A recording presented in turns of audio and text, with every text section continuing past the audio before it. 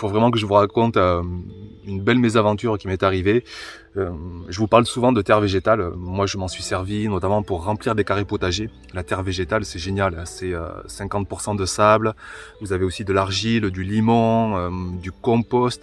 Et c'est vraiment un substrat qui est durable à vie, qui est riche, qui est vraiment génial pour faire du potager. Et quand on a un sol bien pourri, disons-le, comme moi je peux l'avoir, un sol de vigne caillouteux, très argileux, faire venir de la terre, ça permet vraiment de se faire plaisir et de jardiner dans des conditions optimales. Donc j'en avais fait venir 10 tonnes, hein. J'en avais même mis un peu sur mes parcelles. J'avais donc rempli les carrés potagers, c'était génial, ça s'était super bien passé. Et puis là, j'ai de nouveau eu besoin de terre végétale pour remplir d'autres carrés potagers, pour aussi mettre à niveau autour de mes allées, parce que les années passant, j'ai mon sol qui monte tellement j'apporte de matière organique et un peu de terre. Donc j'ai voulu me faire livrer à nouveau de la terre végétale. J'en avais besoin de beaucoup moins, 5 tonnes plutôt que 10 tonnes. Et l'adresse que j'avais ne livrait pas en 5 tonnes, donc j'ai cherché un autre fournisseur. Je me suis pas déplacé sur place, je me suis basé sur le site internet, belle photo, belle terre, vous savez, on le sent rien qu'en photo qu'on a affaire à une belle terre. Et puis j'ai fait confiance. Moi dans la vie j'ai tendance plutôt à faire confiance à autrui, souvent ça me porte réussite quand même. Le camion arrive, alors déjà de visuel, un petit doute quand même sur la terre, drôle couleur un peu orangée, voire même des cailloux. Mais bon, j'ose rien dire. Voilà, peut-être ma timidité, il faut oser dire oh je veux vérifier avant que vous vidiez la benne. Bon, j'ai rien dit. La benne se vide, ma mauvaise impression se confirme. Et là pareil, j'ose rien dire. J'ai 5 tonnes derrière la maison, quasiment sur la terrasse. Bon, je me dis que c'est une mauvaise impression, mais que ça doit quand même être de la bonne terre.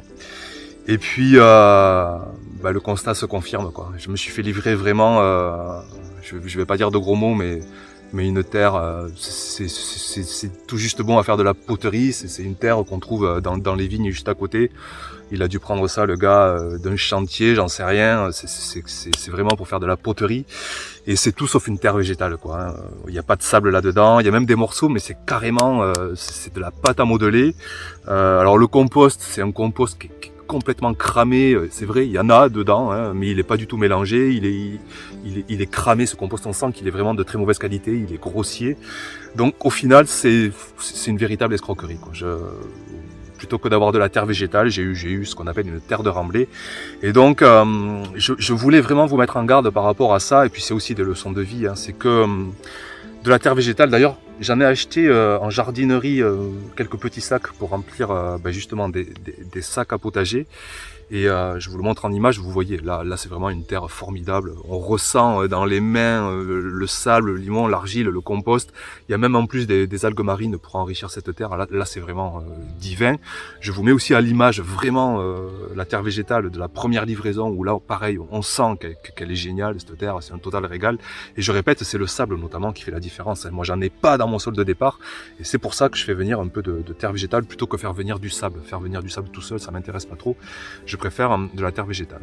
Donc au final, voilà quoi, une leçon dans le sens où il faut se déplacer quoi.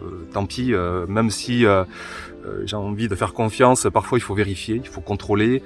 J'aurais dû aller vérifier sur place et puis j'aurais dû aussi prendre sur moi et demander à contrôler avant que la benne soit vidée, voire même réagir une fois que la benne était vidée. Donc voilà, donc cette terre, je vais m'en dépatouiller, je vais la mettre dans les allées, je vais rehausser le fond de mon potager pour remettre à niveau, mais je vais pas mettre ça dans mes carrés, je vais pas mettre ça dans mes carrés, j'en ai mis un peu, j'ai pris les morceaux qui m'ont semblé les plus qualitatifs, mais tout le reste, je vais balancer ça. Alors j'en ai eu quand même pour 250 €, hein, donc ça fait mal, vous savez. Mais bon, c'est une bonne leçon de vie et ça va me forcer à parfois faire un peu plus attention et contrôler un petit peu plus les faits et gestes d'autrui. J'en reste pas moins convaincu que voilà, 99% des artisans, des fournisseurs proposent de la bonne terre. Mais si vous voulez mettre de la terre végétale dans votre potager, Faites super bien attention. Alors en jardinerie, dans les sacs, vous êtes sûr d'avoir affaire à de la bonne terre, hein. Vous pouvez remplir vos jardinières, vos carrés potagers avec ça, hein. Je répète, c'est encore mieux que le terreau, hein. Alors pas pour faire les semis, parce que c'est quand même assez lourd, c'est assez dense, mais pour faire vos plantations, pour remplir des jardinières, pour remplir des carrés potagers, vraiment la terre végétale, c'est génial, hein. C'est un petit peu de matière organique, mais après c'est du vrai sol, hein. C'est de la terre, c'est de la vraie texture minérale et c'est génial. Donc soit en jardinerie, vous êtes sûr, mais c'est super cher, hein. C'est 10, 20, 30 fois plus cher qu'en sablière ou que chez des fournisseurs comme on peut trouver sur le Bon Coin, sur internet, via des moteurs de recherche. Et donc si vous allez en sablière ou si vous faites appel à des fournisseurs, vraiment contrôlez, allez sur place ou vérifiez au cul du camion, hein, tant pis, je vais dire un petit gros mot, mais vérifiez bien, parce que sinon, comme moi, vous risquez de vous faire véritablement escroquer, quoi.